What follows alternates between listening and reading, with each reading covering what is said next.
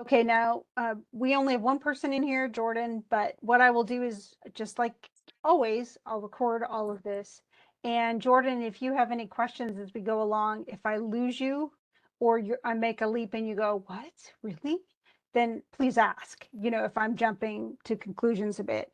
I assume most people know who Edgar Allan Poe is. He's one of the better known authors that most students are familiar with. I don't know if have you read anything else by Edgar Allan Poe, Jordan? I have read his I may have read, the Raven and the Telltale Heart, but I have also read his poem, The Conqueror Worm, which was about death, and I thought that was quite interesting. Yeah, he writes a lot about death. And the truth is people, you know, it, there are quite a few characters in much of his writing, which is unusual for this time period because this is in the mid 19th century. But much of his writing is actually first person. And this is actually one of the stories that isn't first person. It's not told from the point of view of somebody. So the Telltale Heart, for instance, is told first person. The what's the other one that people tend to read? The Cask of Amontillado is first person. Montresor is actually telling the story. We don't even find out his name until near the end when Fortunato, whom he's murdering, says, "For the love of God, Montresor." That's the only reason we even know his name, because most of these things are first person. Because of that, a lot of people assume everything that Poe wrote about was himself, that he's and the truth is he did lose his wife, and he did mourn her, and he did call her Lenore. That's like her, I don't know, her pretend name in his poetry. And so that comes up in the Raven. Lenore comes up several other times too, but he writes a lot about a lot of other figures. There's a lot, yes, there is a lot about death. He did die under mysterious circumstances. People think that we know he was a teetotaler, which means he did not drink. He was part Yeah. of a temperance society. And yet, when he was found shortly before he died, he was feverish and he was acting as if he was drunk.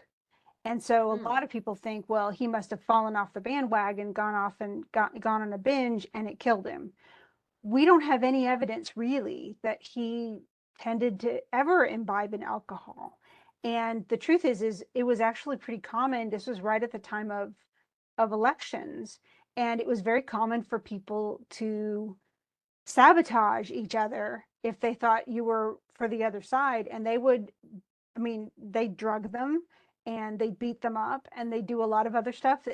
People were kidnapped, and it's, I know that's really odd. And yet the truth is we don't know what was going on. He could have just been sick, and he could have been so sick that it affected, his ability to walk, and it may have been what was the precursor of his death too. The truth is that we just don't know. We do know that he wrote a lot of stuff too about that was showed the fear of being buried alive, and several of his stories have this in pretty real detail. And the truth is, though, at this time, this is kind of well into the Victorian era, and it was a common fear that that you could essentially be so deeply in a coma that people would think you're just dead, and they bury you, and then you wake up from the coma and you're buried alive. And so Didn't they people would used be to? buried with like a rope attached to their wrist or something like that, and the rope would essentially lead out of the ground to a bell that if they were alive, they could like pull on the rope and they could ring it. But he was actually not buried that way. And yet people still like hang around his graveyard. They actually, the cops monitor it because people will hang out there to see if he comes back to life or something. And yet he didn't bury himself like that. So but people assume he was scared to death of that too.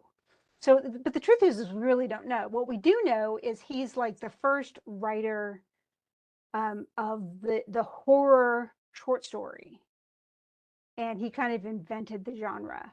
He was, I mean, Americans actually, like, we tended to write more short stories than Europeans did, and I can't even tell you why, but we did. And he's one of kind of in the forefront of that. But so many of his stories held this, element of the macabre, this creepiness. There's weird stuff going on, and so it's right along. It's still something that is very appealing to young people today, and older people. I still love Poe, absolutely love him. I enjoyed him as a teenager, and I'm, a billion years later, I still like his stories. This one though, and I intentionally have used this one actually ever since COVID, because I think for the first time, our generation really gets the idea of some type of pandemic. And where did this come from originally? Well, in 1850, the plague wasn't exactly super common, but it still happened. In fact, the bubonic plague happens today. Here in the United Yeah. States, we get cases of this all the time.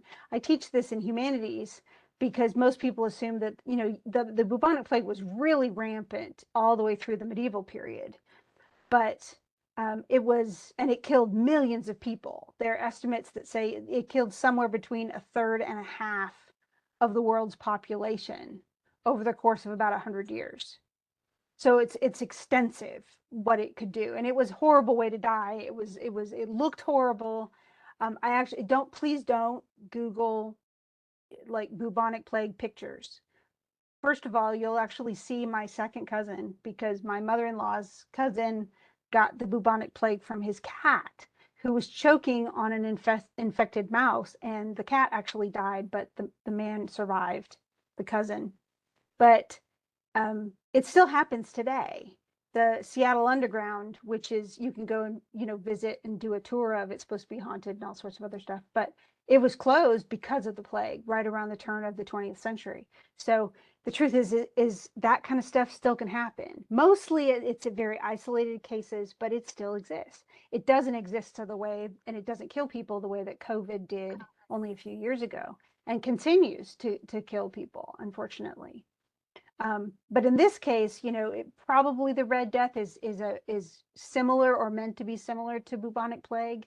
But at the time he was talking, that he wrote this and published it in 1850, it is likely it could have been a number of different things.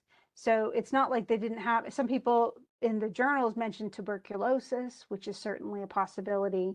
It was one of those things that we couldn't um, we couldn't treat. There was no cure for tuberculosis because we didn't have access to antibiotics and things like that. So people were, if they contracted it, were just going to die a slow, painful death. But the bubonic plague worked faster. So yes, the whole idea of, okay, now this is, yes, okay. So it's a really creepy thing. It's so funny because when I was a kid, we sang this all the time. But the ring around the rosy is essentially, it's actually a rose thing. That's really more of a different type. It's not bubonic plague, but a different type of disease. That ring that happens Oh. around the main, like the main, it's actually related more to something similar to scarlet fever, which also Ugh. killed tons of children, especially children, but or old people. But the pocket full of posies, the reason it's, you have a pocket full of flowers, is the assumption was they didn't understand germs back in the bubonic Yeah. plague. And so they thought, well, if that's why they wore those creepy plague masks, so that if they stuffed them with potpourri in the nose, so if they didn't smell the disease, then they wouldn't get sick, which of course didn't work. How was it Wasn't there actually something about, passed? Go ahead.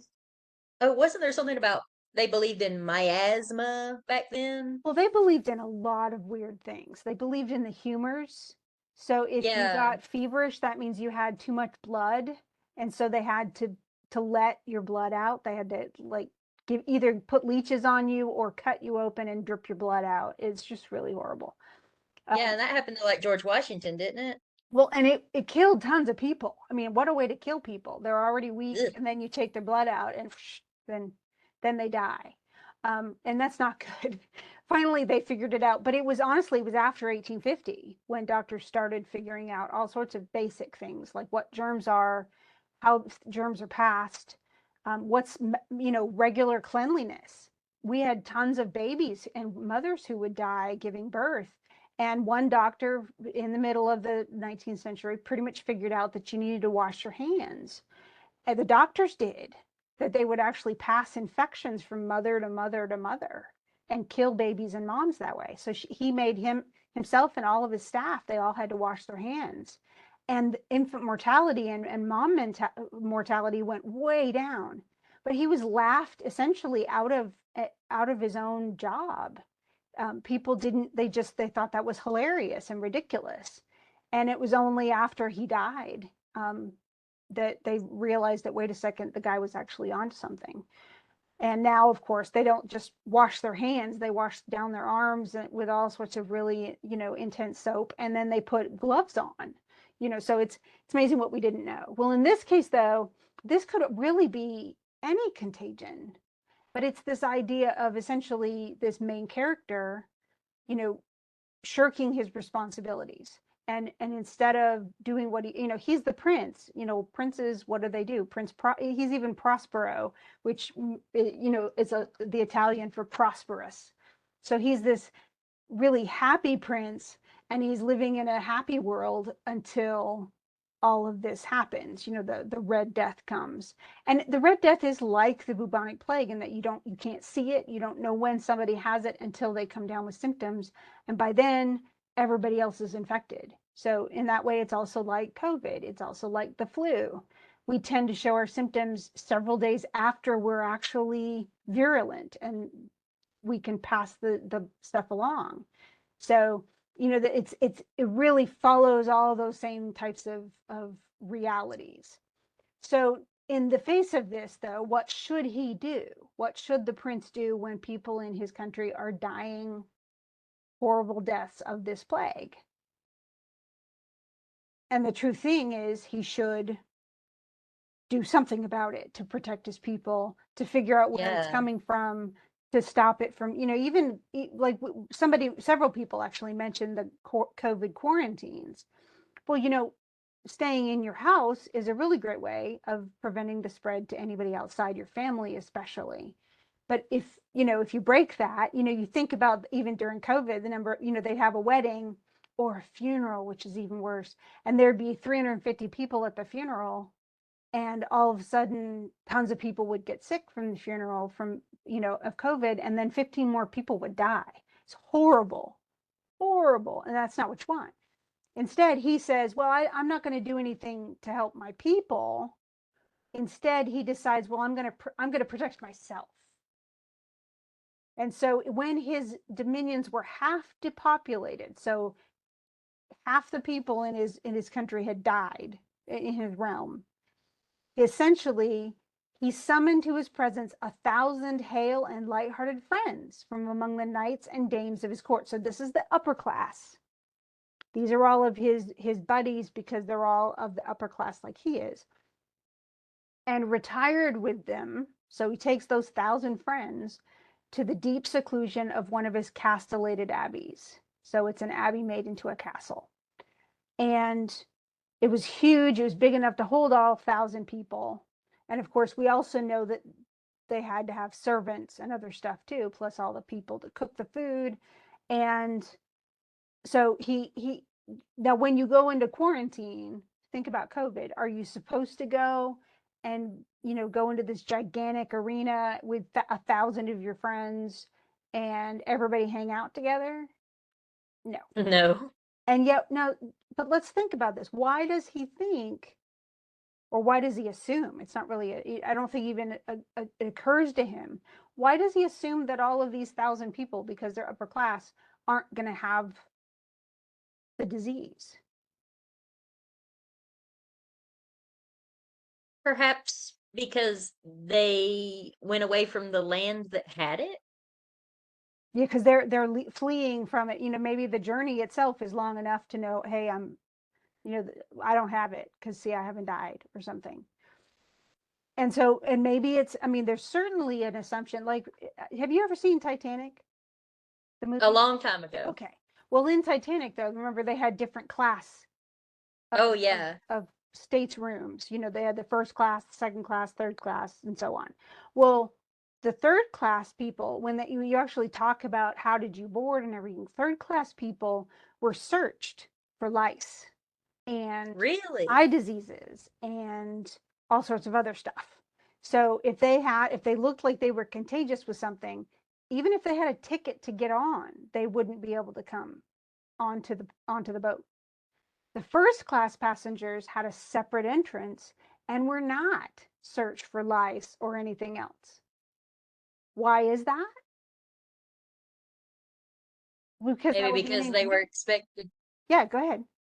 Oh, maybe because they were like, oh well, they're first class, so they're not, poor and sickly Yeah, so and they wouldn't have an eye disease or they wouldn't have anything contagious. They wouldn't yeah. have lice above all, because they're just too clean. Of course, we know now lice actually is attracted. They love clean hair. That's one reason they pass around themselves around on children, especially, is because kids don't wear like hairspray and goop in their hair and stuff like that. And kids tend to wash their hair more often, or we tend to bathe them more often than a lot of adults bathe. And so, truthfully, that's why lice tend to pass around in schools more easily. Plus, the kids are really close. But so in this case, though, he may be just be assuming, oh, well, all of my friends wouldn't have it. Or, but the truth is too, they're all of his friends are in this big place. They're going to have servants. So, but they don't even think about the servants. In some ways too, though, the upper class, if they're really used to servants, they don't think about their servants either. And they'll have whole conversations in front of servants, and the servants, it's like the servants don't exist. But can anybody bring in this disease? It certainly Anybody, seems so. any person could have brought it in. So anyway, but instead of, okay, so his country's already cut in half. Half of the people are already dead. And so what does he do? He does the most horrible thing imaginable, and he brings 1,000 of his friends over to this castle of his where they can all hole up, shut the gates, and all. I mean, they even said, that that the wall had gates of iron, and essentially they welded the gate shut. So they're going to protect themselves from the disease. And this is where of course, we get the irony at the end. But it's, while all this bad stuff is outside killing people, we're going to party. We're going to shut out the Red Death, shut out even thinking about the Red Death, and we're just going to have a big long party. So it was toward the close of the 5th or 6th month of his seclusion. So this has been working for 5 or 6 months. And while the pestilence raged most furiously abroad, the Prince Prospero entertained his 1,000 friends at a masked ball of the most unusual magnificence. So literally, he's already been shut up with his 1,000 friends for 5 or 6 months. And they just think it's not ever going to happen to him now. They're safe, they think. And yet, while, already he'd lost half of his people, now he's probably lost, tons more, but he's not even ruling. He's not governing his country. He has no knowledge of exactly what's going on outside. Instead, he's just having a party, which is an absolute disconnect to what's the seriousness of what's happening in this country. So he's really not being a very good ruler at all. And that's kind of putting it bluntly. Well, actually, nicely. Now, then it starts to examine, there's actually and this is probably the largest part of the story, which is many people don't like, actually, is that it goes through this whole set of rooms, 7 different rooms.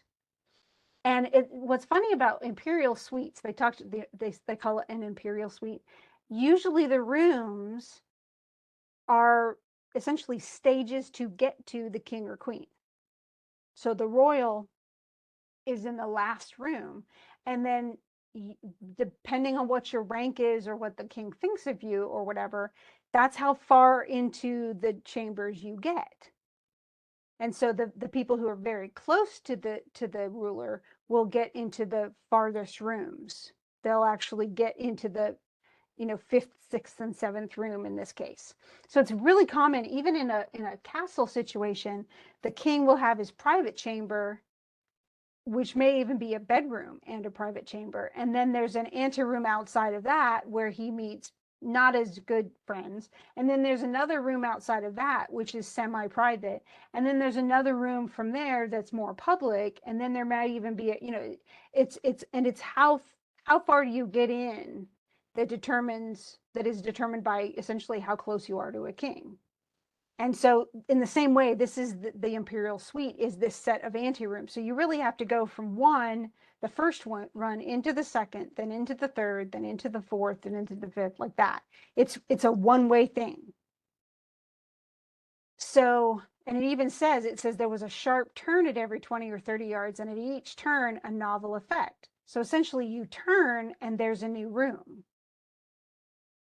And it all is a different color. It's almost, if you think about it, if you kind of design it, it's almost like, like the inner part of a shell for a snail, where you go from the outside and each inner chamber goes closer and closer to the center. Does that make sense? Yeah. Okay. It's really not easy to describe, but a lot of people picked up on the fact that these colors maybe reminiscent essentially of either stages of life, like you're going through the stages to death, and that last room was the darkest, it's black, that even before that it's violet, which is more reminiscent of what's that called, twilight. So it's before the sky gets totally dark, but it's long after the sun has gone down, but it's not nighttime, if that makes sense. So Yeah. essentially so the first one was blue, then the second chamber's purple, but it's probably a lighter purple, not the end one. And then the third was green, then the fourth is lighted with orange, and the fifth with white, which the orange may be, like the dimming sunlight, and then the fifth with white might be that sunset itself. And then sixth with violet, so that's the dark, dark purple. And then the seventh apartment, this is really the most important one, was closely shrouded in black velvet tapestries. And they're literally, the tapestries would hang along the walls. So it's not like it's in front of a window or something. It will cover the entire wall, mainly for warmth. But in this case, it's also adding more and more of the black color. And it's all over the ceiling, which is very rare. So the black tapestries are hung all over the ceiling. Think about like black velvet just draped up along the ceiling, so you don't even have a white ceiling. And then down the walls, falling in heavy folds upon a carpet of the same material and hue. But in this chamber only, the color of the windows failed to correspond, and the window is red. The same, and so of course that is reminiscent of the Red Death. And he didn't even, I mean, of course he designed this, but it is essentially taking us to the end of the story. So it's scarlet panes of a window, and that's the only window in the entire room. And so it says in no one of the 7 apartments was there any lamp or candelabrum. So there's no other source of light. And there was no light of any kind emanating from a lamp or candle within the suite of chambers at all. But in the corridors that followed the suite, there stood opposite to each window a heavy tripod. And so, in other words, the windows themselves were interior windows. Sunlight wasn't coming through the windows. Each one had a light placed behind it so that the light would come in through the window. And that means even in that last room, essentially the only light that comes through is this deep red on the black. And he said it was ghastly in the extreme and produced so wild a look upon the countenances of those who entered that there were few of the company bold enough to set foot inside that room. It creeped them all out. And so then he talks about the clock, the ebony. Of course, ebony is the darkest wood you can get. So, and usually it's stained black. So this black clock is ticking. And what does the clock do? It makes a very unusual and kind of creepy chime when it Yes, and goes on the off. hour. So there, from the brazen lungs of the clock, a sound which was clear and loud and deep and exceedingly musical, but of so peculiar a note and emphasis that at each lapse of an hour, the musicians of the orchestra were constrained to pause. And everything stopped each hour. So here we're in the middle of a party, and all of a sudden, it's bonging something, this kind of creepy note or whatever, and everybody has to stop. And everybody kind of like got creeped out, and then they get back to starting once the bongs were gone. Because again, it's probably going to ding the number of hours that it is. So at one, it would just be one bong, but then two, then three, and so it's going to add to the length of the bonging every single hour too. And then they all kind of like uncomfortably laugh about it and then go on to the party and try to still have fun. So, and then what happens essentially? So we go through and it does all there's more stuff about the chambers, and then the ebony clock. Let's see. Yeah. So in fact, he has all this other, there were much of the beautiful, much of the wanton. So people are still in those other rooms doing all sorts of, as it is a mask, is usually, it's like a masked ball where people were wearing masks, so you couldn't really tell who was who. And it meant that often their behavior was a lot less sedate. You would take risks, and people would be caught in situations that they would normally never be caught doing, but because they were masked, there was some anonymity to it. And so it was a kind of naughty place to be too. So essentially, though, they were all kind of partying. And then, of course, there strikes the ebony clock. And then for a moment, all still, and everything kind of stops in mid, and then it starts going again. So it was just a reminder that it essentially, that was still going on, and yet with those hourly stops. But then in the black chamber, there are now none of the maskers who venture, for the night is waning away, and there flows a ruddier light through the blood-colored panes, and the blackness of the sable drapery appalls. So nobody wants to hang out in the room of death, because that's pretty much where it is. So, and they're just, in some ways too, all of this partying is like they're trying to avoid even thinking about death.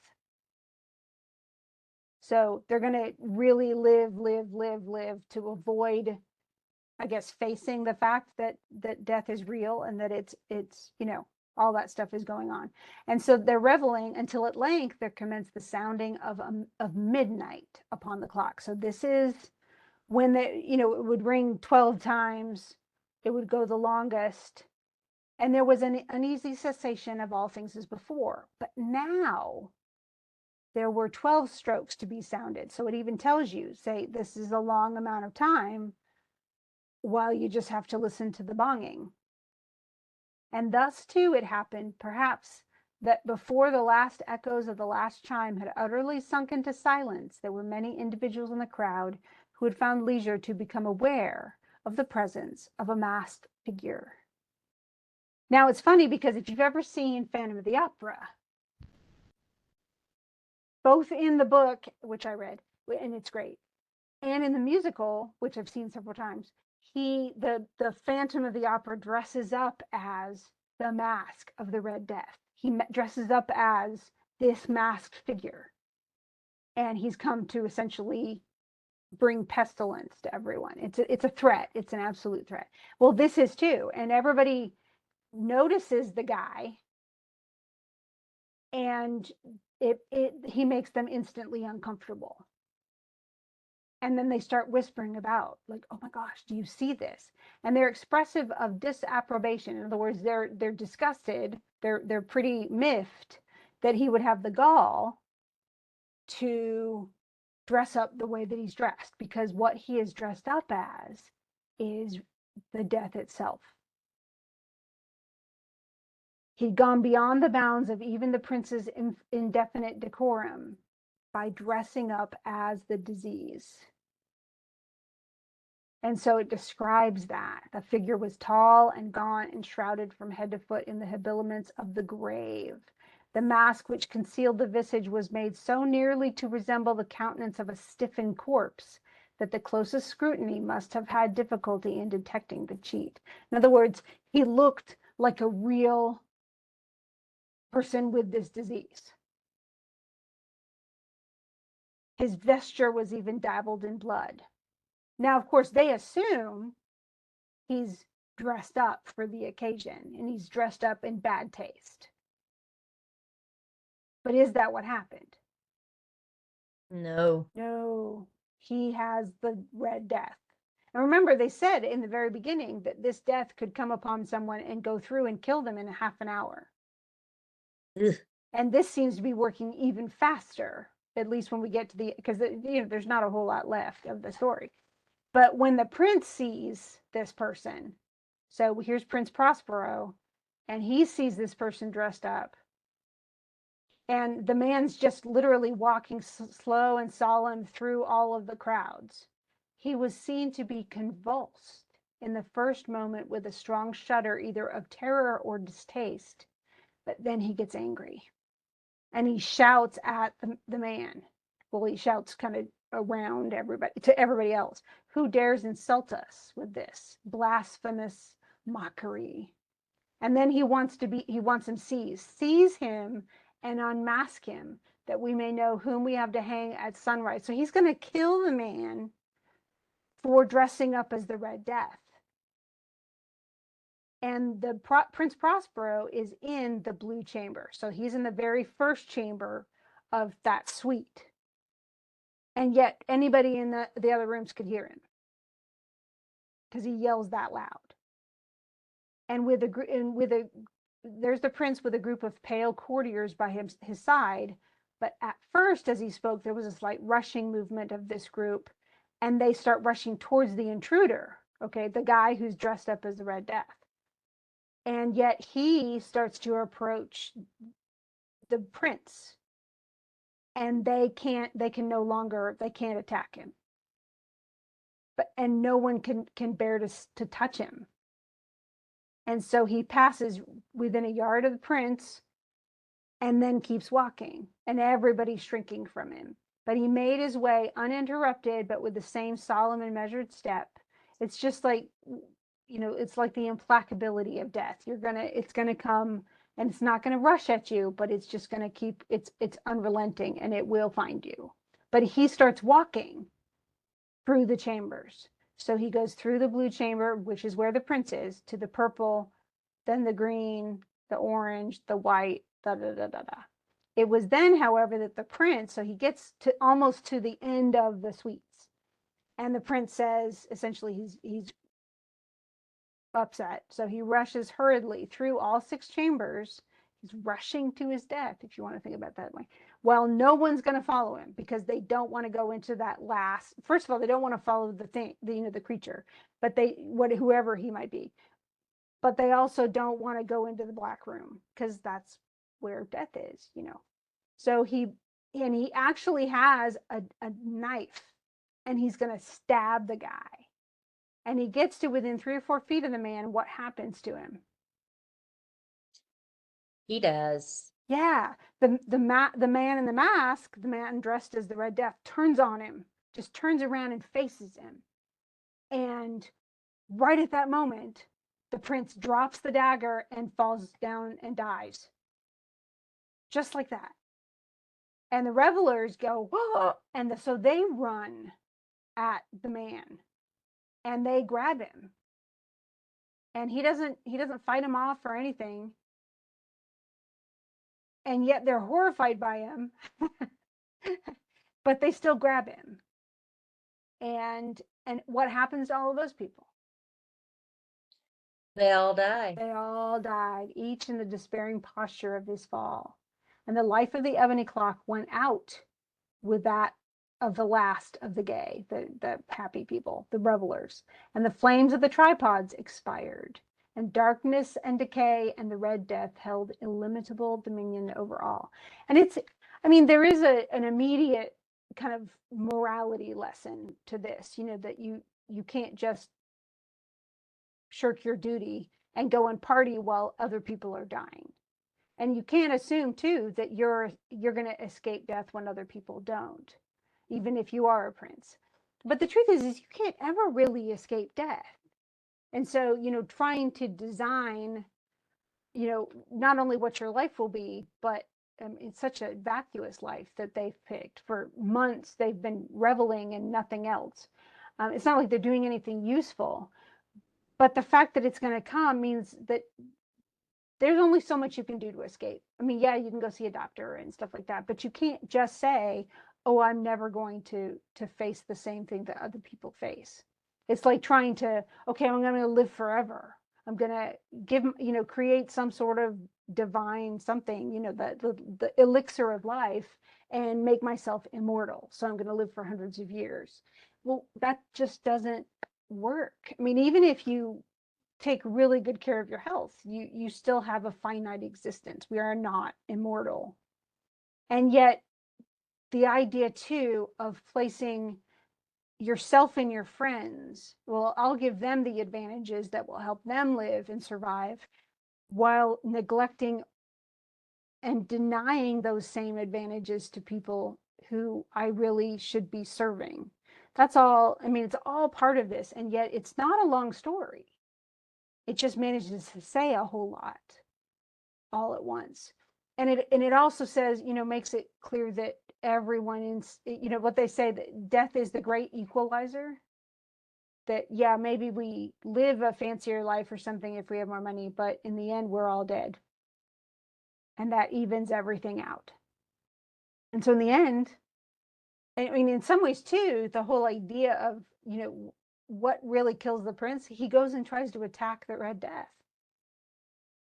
And you can't just, there's actually, I don't know if you've ever read any of the Harry Potter stuff, but there's actually a story in Chaucer called The Three Men in Death. And I teach it in world literature, but where three men essentially are going to look for death because death's been killing too many people, actually, of the bubonic plague, which is really fascinating. But so these three men get together and they're like, we're going to go, they're drunk, but they said, we're going to go find death and kill him so that he can't kill anybody else. And they ask a man, so how do we find death? And he goes, oh, he's under that tree. Well, that's the whole thing. Is it's actually what the Deathly Hallows is based on, that folktale that's in the Harry Potter series. The three men go find a bag of gold under the tree instead, and then eventually kill each other because they don't want to share the gold. And so they find death. They just found it in a different way than they expected to find it. But the truth is we can't avoid death. And killing other people to avoid death isn't going to get it either. What goes around comes around. You think of the idea of karma, and there's so many things like that. This is dramatic irony because here he goes to escape death, and yet death finds him. All these people came with him to party and escape death, and death found every single one of them, and essentially made the entire place a tomb. So they're all trapped in there, dead. And remember, the gates are actually like shut permanently. They actually like made it so they couldn't open the gates again. Where is that? No, it's earlier. I guess maybe this thing's like, yeah, they welded the bolts so that you can't get in and out anymore. And yet now they can't get out, and they couldn't escape death, and they're all, their dead bodies are stuck in there forever. It's really, it is grim. It's very, but that's Poe too. So, and with, I mean, the truth is even during the bubonic plague, there were some, I mean, most of the people who died, you were much more likely to die of bubonic plague living in cities when you are in close proximation with other people. If you lived out in the country, because you lived so far away from each other, you were far less likely to share rats and fleas and stuff like that because you lived, physically you lived apart. But people in big cities, that's where the biggest loss of life was. Now there was actually, this is the last story I'll share, but it could, just to creep all of y'all out. This is perfect for, I mean, if we were already in October, this would be great. But um, I think it was Milan. Was Milan the one? The city essentially enacted an ordinance that said if someone in your family were to come down with the bubonic plague, they would seal your house shut. But they seal your house with all of you in it. Ah, Yeah, exactly. It's horrible. So if you got, like the two kids go to school and they come down with the plague, well, all the people in the house are boarded into the house and it's sealed shut. So nothing can crawl out of there, nothing, the windows, doors, everything is sealed. And so if you don't die of the plague, then you die of starvation. But what they did do, I mean, because they made those measures, they're horrible, horrifying to even describe, and yet their loss of life was significantly lower than the other cities because they did that. I mean, it's horrible. It meant the whole family was gone, and yet it prevented the spread of the contagion in a way that nothing else did. So I mean, I still hate that they did it, and yet they actually probably saved thousands of people by doing that. They just killed other people too. I don't know. It's bad. But the plague was horrifying for most, I mean, for centuries it was horrifying. And it wasn't something until we had antibiotics. We now today you can actually, people survive it because you can get, as long as you get antibiotics within the first 2 or 3 days, you'll survive. It's very rare now that people die of bubonic plague, even when they get it. Um, Pneumonic plague, if you get it in your lungs, you have to be treated faster, and it's more painful because it's kind of like, I guess, more similar to tuberculosis or something. You start coughing up blood and stuff like that. It's bad. So, but anyway, that's all I'm sure you ever wanted to know about bubonic plague. But it probably, I'm sure that the people at this time, I mean, every generation now, especially, we have COVID, before it was swine flu, then before that, it was, something else. And before that, of course, we had that huge flu epidemic in 1918 that killed millions of people, just like COVID killed millions of people when it first came through. So, um, likely as not, that's kind of a wave of something else will happen later on and in the next generation. So, I know that's so happy. So we'll end on that super up note. And do you have any questions? Any other comments? Anything you um, noticed? one thing is that one thing that I thought about with the story is that there's the 7 rooms, Yes. and he says all earlier in the story that they had their masquerade party Right. at the end of the 5th or 6th month. So it kind of makes me think that the colorful rooms maybe represented the 6 months of happiness that they had. And since they were like clicking over into the 7th month was, oh, well, everybody's dead. So that's the black room. Oh, that is absolutely possible. That he, in some ways, in designing the rooms the way he did, he was bringing or foretelling that it was an omen of some kind, some sort of foreshadowing of the fact that this seventh month was going to be bad. Mm-hmm. That's a really good point. Uh, Definitely. the story, the story also makes me think of that, what is it called? The Road to Samara story, where the guy like tries to escape death. That he sees him in one place and then Oh, turns you out, mean the road to oh, I cannot remember. what was that name? Um why is it? Oh, it's the road, it's the story that you read that we didn't have to do a journal on. No, I've actually heard about it from a different place. Okay, well but it's the road to, and he was trying to avoid death.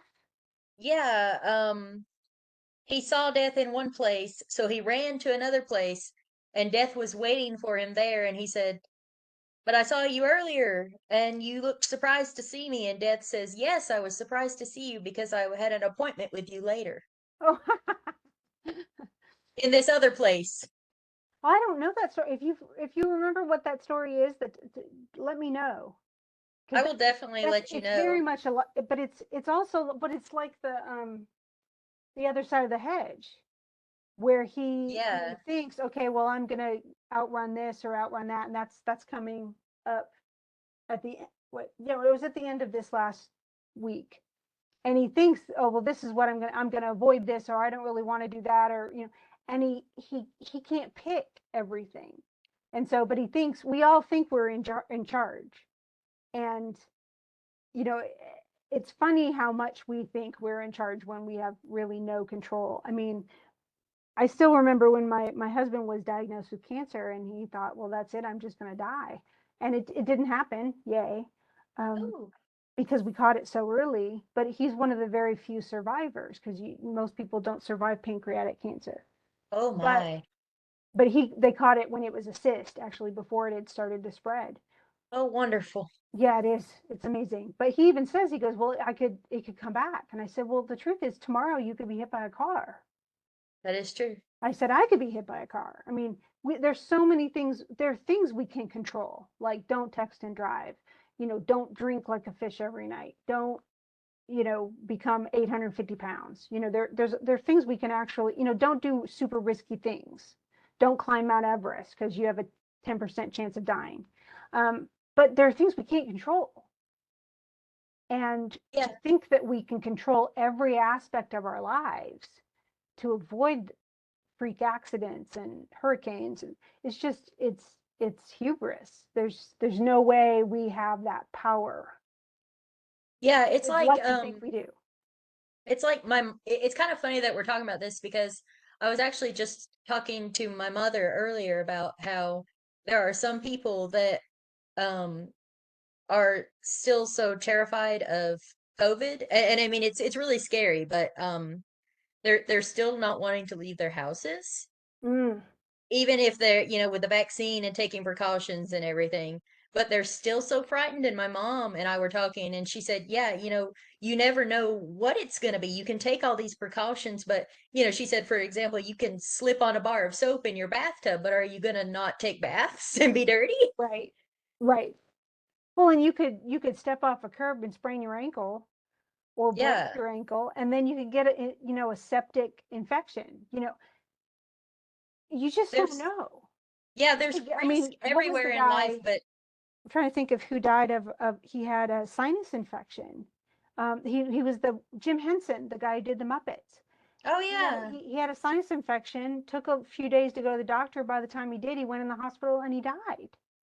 And so, I mean, there's stuff you can't control, and in fact, there's a lot of stuff, but you can't just live in fear either. Yeah, I you mean, can't you let take what it prevent precautions you you from can. living your life. Yeah, and you can't just not.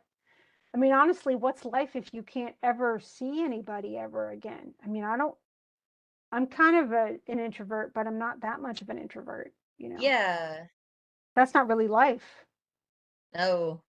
But I guess we have to find a nice happy medium, and know that it could happen. I guess so. But I don't want to die of Red Death. I'm really, it's bubonic either. I think I'll just knock both of those off. And Yeah, I've I'll taken sit enough those out as well. shots against COVID. Well, hopefully I'll be okay if I get that. But I think they have a new updated one. I have to go get the updated shot because I'm an old person. So, well, thank you for coming, Jordan. And And we'll cover, what's the next one? Oh, the other side of the hedge, of all things. I really liked that one as well. Yeah, it's one of those, but and a lot of these are kind of philosophical. I like that one because it's, first of all, it's one that almost no one's ever read. It's very rarely in um, literature collections here in the United States, because it's a British. I think it's because it's British and he's just less known. I don't know, but I thought it was fascinating. So hopefully, other people agree or I, agreed. I Any other really like questions?